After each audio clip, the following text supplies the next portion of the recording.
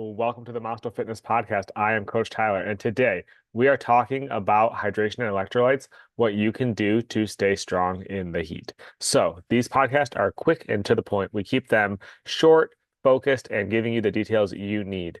I myself, Coach Tyler, am the coach at Monster Fitness, a remote coaching program for racers for off the bike training.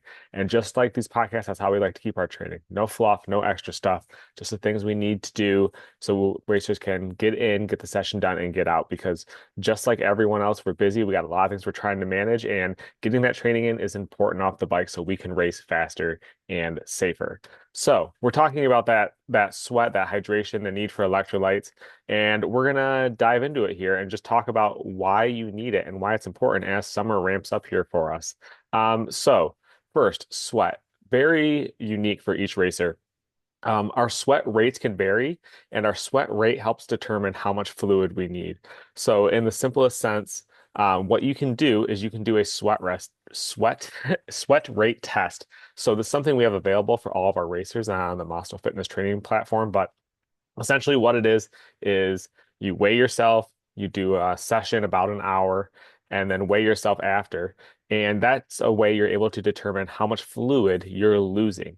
And then on top of that, you can go a little deeper and you can do a sodium test. Now, sodium is important because sodium is essentially how water sticks to our body. You can think of salt as a way, I like to say salt makes the water stick. So sodium is important because we want that fluid we take in our body to be able to grab it and use it. So first we've got the sweat rate test that helps us determine how much fluid we need to consume an hour. Then we have a sodium test, and these can be done different ways. You can buy patches like Gatorade makes a patch. You can go to a sweat test center. So I've done that in the past and put a little electrode in your arm. You don't work out, pulls out a little bit of sweat, and it sees what your sodium content is. Because the theory is that while our sweat rate can change with conditions and heat and how much we weigh, our sodium needs are kind of like physiologically set for each of us personally. So you don't have to work out for that session. It doesn't really change. You can go to the sweat test center. They kind of suck a little sweat out of you with a little kind of like this cool little electrode thing, test it and get your sodium. So those are kind of the two bases. You need to know how much you're sweating, so how much fluid you take in, and you need to know how much sodium you need. And like I said, you can do the sodium test. You can also just kind of look at yourself and kind of see how crusty you are. Do you have a really like crusty white lines on your face and jersey, or do you not? That can kind of help you determine your sodium rate. And there's lots of resources on this. We have it for Masto athletes, but that sodium rate can be anywhere from 500 to 1200 milligrams an hour. It varies a lot. So kind of once you got those two nailed down, how much fluid you need, how much sodium you need, you can start dialing in your hydration needs. So simply enough, sweat is the performance killer. If you're sweating too much and you're not replacing that fluid, you're going to have poor performance. So as the heat increases, as your riding days get hotter, your sweat increases, so your sweat rate increases, and you lose more fluids and electrolytes, which means you need to be actively replacing those. If it's not between motos, with a hydrator, making sure you're coming in hydrated, lots of ways to do it. And kind of two percentages you want to think about here. 2% loss in body weight and 4% loss in body weight. When you lose 2% of your body weight through sweat, you start to lose performance. That's where we're not able to reach the same heart rate levels. We don't have the same level of focus. We're not able to perform ideally at our top level. And then there's 4%. And essentially, once we get to 4% loss, that's the point of no return, unfortunately. That's where performance really starts to stink. You start to drag, you feel foggy, you can get yourself into a dangerous situation. But your performance, your day of performance is kind of over at that point. And really, unfortunately, there's no coming back on that performance once you lose 4%. So making sure you're staying hydrated, super important. Now, um, as endurance athletes, which we all are, no matter what distance we're riding on our dirt bike, we need to make sure we're keeping up on our sweat needs, making sure we're getting enough fluid in, making sure we're getting enough electrolyte in. So simply enough, water hydrates the body. So water is going to help us stay rehydrated. Like I said, salt makes the water stick. So we also need electrolytes. So what are electrolytes? Electrolytes are sodium, potassium, and magnesium. Those would kind of be like the main ones we'd be talking about. If you buy any quality sports drink, you're going to see they have that. The main component is going to be sodium. You'll see there's a decent amount of sodium in a sports drink. And then there's going to be potassium, magnesium, and sometimes calcium as well, depending on the brand and kind of what their beliefs are for what helps.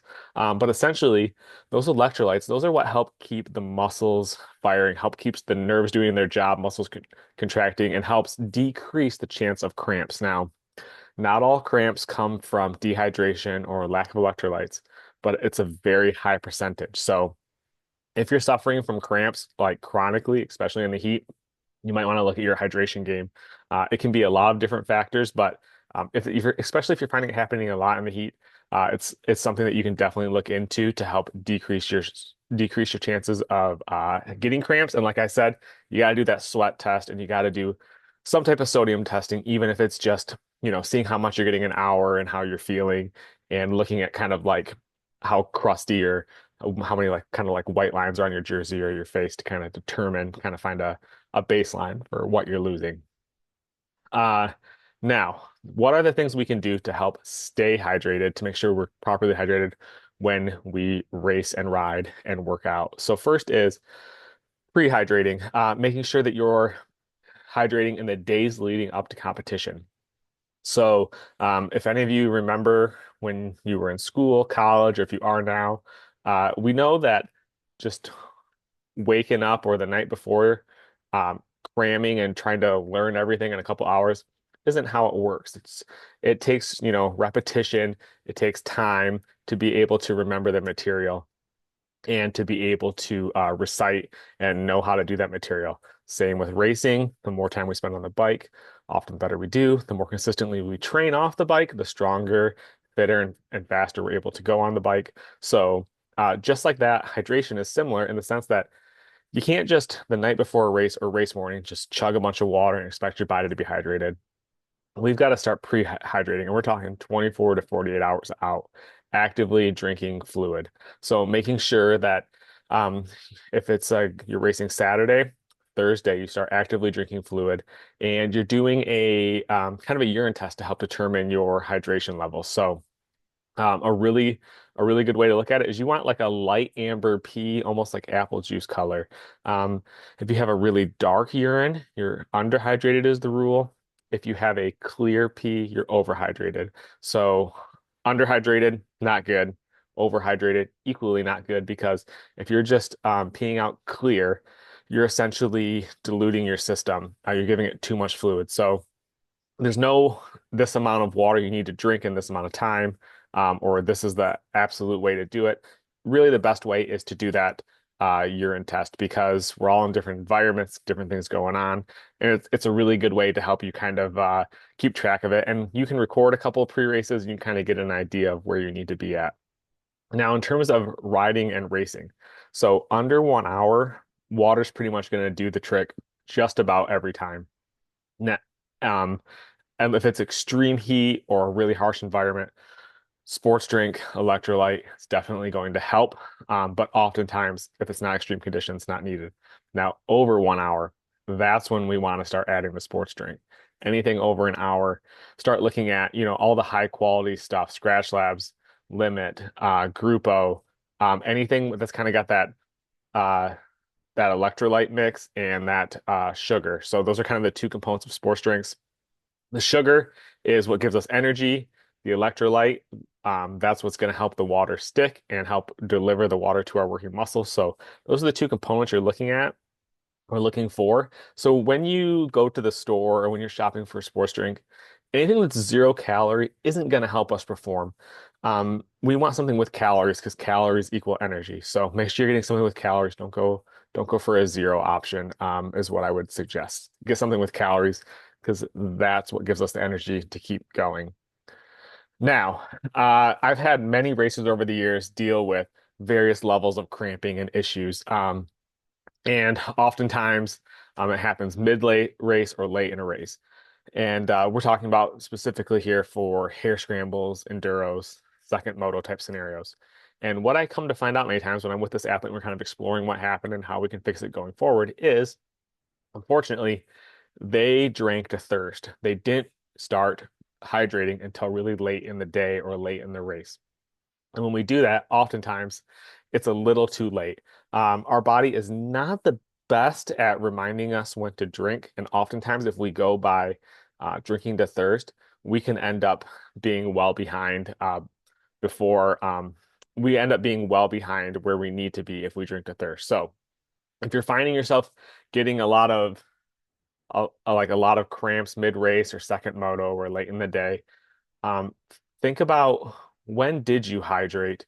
How long ago was that? Did you race a 4 hour enduro and not drink anything the first 2 hours, or a 2 to 3 hour hair scramble, not drink anything the first hour? You might be, you're definitely skipping, you're, you're definitely tipping the scale too far, and you need to kind of re-examine hydrating earlier. Now, it may feel like in those scenarios, well, I didn't have time to get a drink earlier because like this was going on in the race, that was going on in the race. And that may have felt like a time saver then, but now we're late in the race. We're definitely past that point of 2% of hydration loss, body weight loss through sweat, and we're losing performance. So those couple of seconds that we saved earlier are probably costing us minutes now. So think about that when you're thinking about your hydration plan, because that's happened many times to racers. I was a victim many times back in my early days of racing. I'm sure if you've been listening to this podcast or you know me, you've heard me reflect on my lack of knowledge and willingness to suffer, but yet decrease performance as the race went on. So hydrate early, hydrate often. So what's the recap? Drink smart, not just more. Make sure you're doing something that's tailored for you. Takes a little bit of time and science to figure out, but it's going to help you be the best you. We can't really do what anyone else says, so spend the time figuring it out for yourself. Like I said, our racers have those resources. Um, and then summer, heat increases. You need to make sure you're dialing this in. I love to see people racing fast, having good races, safe races. If we're hydrating right, we're eliminating one less thing for ourselves and the racers around us, so we're able to perform better and everyone's able to have better races, which is always my ultimate goal. So make sure you're dialing in your hydration and fueling needs. So that's it for this week. Next week, we're going to talk about balancing strength versus endurance mid-season, or we're kind of coming into the season here, almost mid-season.